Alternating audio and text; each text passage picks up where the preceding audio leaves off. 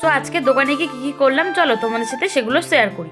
প্রথমেই ঘুম থেকে উঠে সমস্ত রকম কাজকর্ম করে স্নান টান করে নিলাম।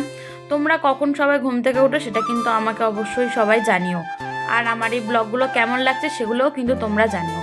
তারপরে সমস্ত কাজকর্ম সেরে এদিকে চা স্যুপ সমস্ত কিছু রেডি করে, আর এগুলো এত গরম আজকে, এগুলো তৈরি করতে করতে আমার অবস্থা খুব খারাপ।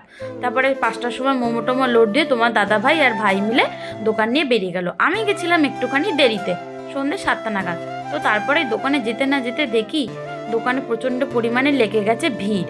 এবার কি করব বুঝতে না পেরেই প্রথমে গিয়েই আগে ক্যাশে দাঁড়িয়ে পড়ি। ক্যাশে দাঁড়িয়ে পড়ে সব কিছু সামলাই, তোমার দাদাভাইও ছিল। তারপর তোমার দাদাভাই বাড়ি চলে আসে। তারপরে আমি আস্তে আস্তে একে একে মোমো আর চা দিতেই থাকি। তারপরে একটুখানি কাস্টমারের চাপটা কমে গেছিলো, আসলে শীতকাল তো রাত্রি হয়ে যাচ্ছে। তারপরে আমরা তাড়াতাড়ি বন্ধ করে বাড়ি চলে এলাম। এবার আমার বাসন মাজা স্টার্ট হলো গাইস, টাটা।